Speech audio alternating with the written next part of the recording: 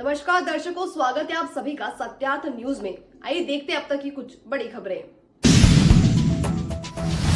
मैनपुरी में आज एक ऐसा अनोखा मामला सामने है जिसमें एक वर वधू ने शादी होने के बाद वधू ससुराल न जाकर वृद्धा आश्रम जा पहुंची और वर वधू ने पहले वहां रह रहे सभी बुजुर्गों से आशीर्वाद लिया और उनको भोजन कराया और सभी को वस्त्र देकर एक मिसाल भी ऐसे लोगों के लिए पेश की जो बुजुर्गों को एक बोझ समझकर जीवन के आखिरी पड़ाव में अकेला छोड़ देते हैं। मैनपुरी के ग्राम नंगला अनूप के रहने वाले जय गुरुदेव यादव होमगार्ड है। उन्होंने अपने बेटे की शादी बिना दान दहेज लिए बिल्कुल साधारण तरीके से की और उसके बाद जैसे ही विदा हुई दुल्हन तो मैनपुरी स्थित वृद्धा आश्रम में जाने की इच्छा जाहिर की तो जय गुरुदेव यादव तुरंत तैयार हो गए। जय गुरुदेव का ये प्रेरणा संवेदना फाउंडेशन के संस्थापक समाज सेवी धर्मवीर राही से मिली इन लोगों ने मिलकर अब तक करीब 151 गरीब लड़कियों की शादी बिना कोई सरकारी सहायता के जन सहयोग से संपन्न करा चुके हैं। पिता के संस्कारों का ही असर है।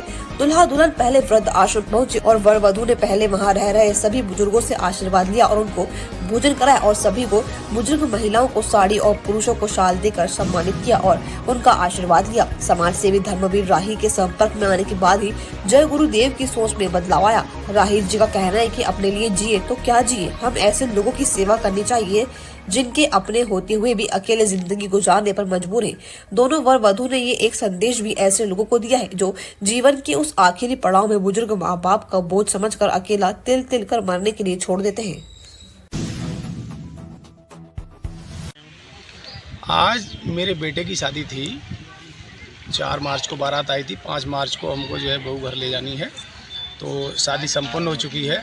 उसके बाद ये कार्यक्रम रखा बुजुर्गों के सम्मान का, बुजुर्गों से आशीर्वाद के लिए। तो वस्त्र वितरण कार्यक्रम प्लस भोजन।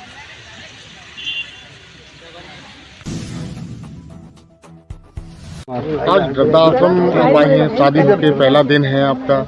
वृद्धाश्रम में आने का क्या औचित्य है आपका? हम लोग पहले भी आते रहे और हर बार आते हैं। तो आज हमारी शादी हुई है तो पहले घर में पहुंचते हुए पहले यहाँ पे आए हैं। जो अन्य लोग जो यहाँ पे रहते हैं बिना अपने परिवारजनों के, तो उनको अपना परिवार समझते हुए यहाँ पे हम लोग आए हैं। ये विचार आपको कहाँ से मिले? ये हमारे पापा बहुत पहले से ही सेवा इसमें जुड़े हुए हैं और हर साल हम शादियाँ भी करते हैं गरीब बहनों की। तो उसी तरीके से हमारा चलता हुआ आ रहा है, उसी में भी एक और प्रयास है।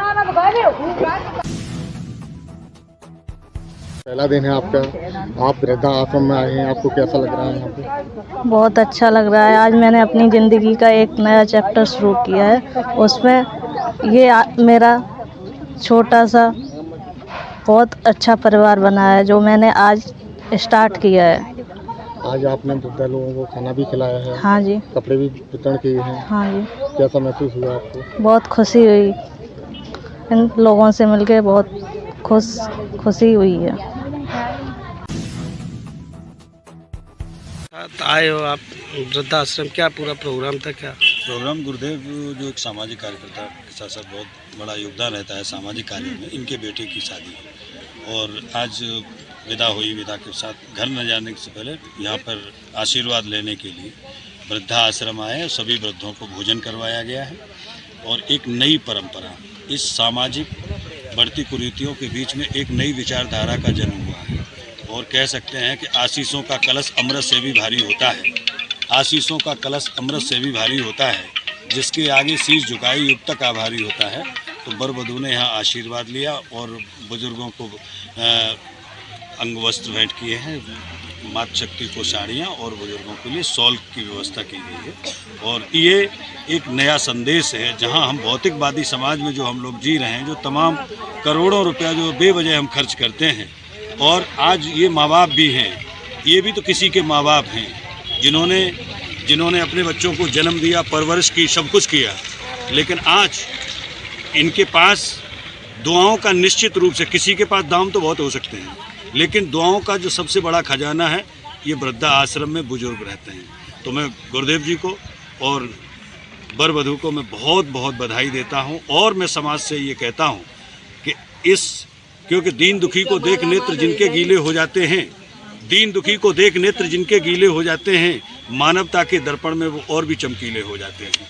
आज इस जो गुरुदेव यादव ने जो अपने बेटे की शादी करके ये नई परंपरा का सूत्रपात किया है, तो मैं तो समाज के प्रबुद्ध जनों से नहीं, पूरे देश के लोगों से कहना चाहता हूं कि करोड़ों रुपया जो अनावश्यक, जिसका कोई महत्व नहीं है, वहां खर्च करते हो, इस परंपरा से यदि आप समाज के लोग सीख लें तो मैं निश्चित रूप से नव समाज की संरचना होगी और नए समाज में एक संस्कारों का एक उदय होगा। इसी के साथ आप सब लोगों का बहुत बहुत धन्यवाद और गुरुदेव के पूरे परिवार को मैं आयुष्मान होने का, कीर्तिमान होने का आशीर्वाद प्रदान करता हूं। संवेदना फाउंडेशन परिवार की ओर से बहुत बहुत धन्यवाद। ऐसी अन्य खबरों को जानने के लिए जुड़े रहिए सत्यार्थ न्यूज के साथ।